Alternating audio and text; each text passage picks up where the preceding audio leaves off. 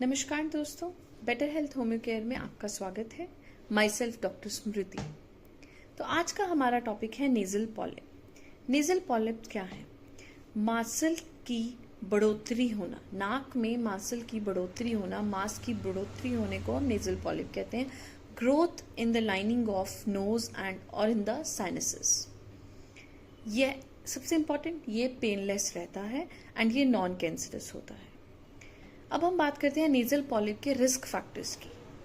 सबसे पहले पेशेंट जिन्हें क्रॉनिक इन्फ्लेमेशन है, क्रॉनिक साइनोसाइटिस की प्रॉब्लम है, उन केसेस में, एलर्जीज के केसेस में, एस्थमा के केसेस में नेजल पॉलिप होने के बहुत चांसेस हैं। उसके बाद हम बात करते हैं इनके सिम्टम्स की। सिम्टम्स, ज़्यादातर सिम्टम्स तब होंगे अगर नेजल पॉलिप का साइज बड़ा होगा, बंचेस में होगा, एक गुच्छे की फॉर्म में होगा। अगर नेजल पॉलिप का साइज छोटा रहता है तो नॉर्मली सिम्टम्स नहीं आते, पेशेंट एसिम्प्टोमेटिक रहता है। लेकिन अगर यही साइज बड़ा है तो सिम्टम्स आएंगे एंड पेशेंट को ट्रीटमेंट की ज़रूरत भी पड़ेगी। तो वो सिम्टम्स क्या हैं? Big size of nasal polyp में जो सिम्टम्स आते हैं, जैसे कि स्टफ्ड नोज, हमेशा नाक भरा भरा फील होना, रनिंग नोज रहना, नाक से पानी, वो थिक भी हो सकता है, वो वाटरी भी हो सकता है।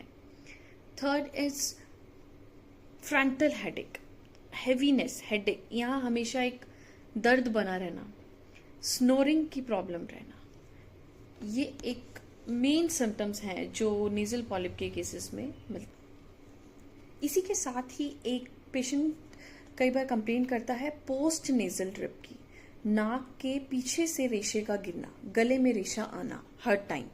एक ये इंपॉर्टेंट चीज़ जो पेशेंट फील कर सकता है इन केसेस में। तो अगर ऐसे सिम्टम्स मिलते हैं तो पेशेंट को ट्रीटमेंट की ज़रूरत है।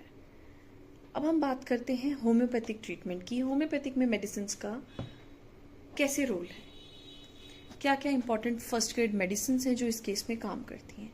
सबसे पहली मेडिसिन की हम बात करेंगे कैलकेरिया। कैलकेरिया में जो पॉलिप्स हैं उनकी वजह से जो रूट ऑफ नोज में है हमेशा एक स्वेलिंग फील होगी, एक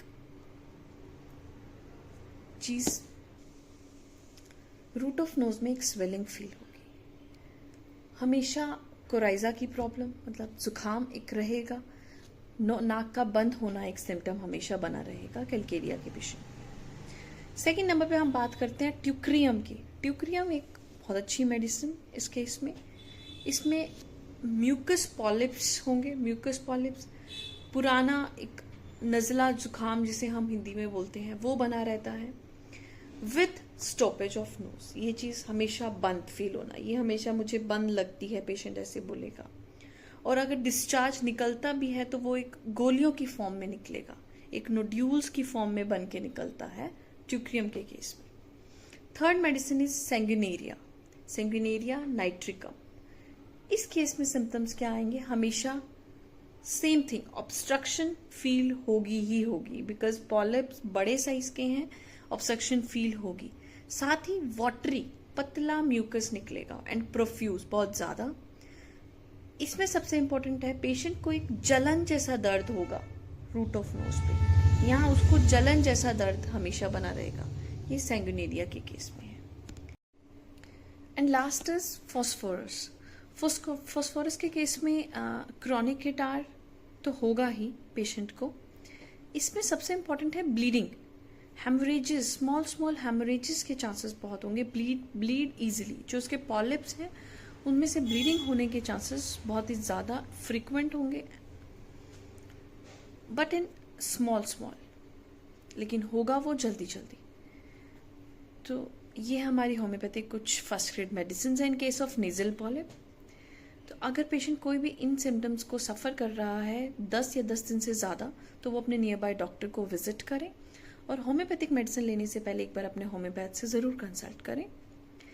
मुझसे कंसल्ट करने के लिए मेरे दिए गए डिस्क्रिप्शन में नंबर पे कांटेक्ट करें या मुझे मिलें। Thank you so much and take care.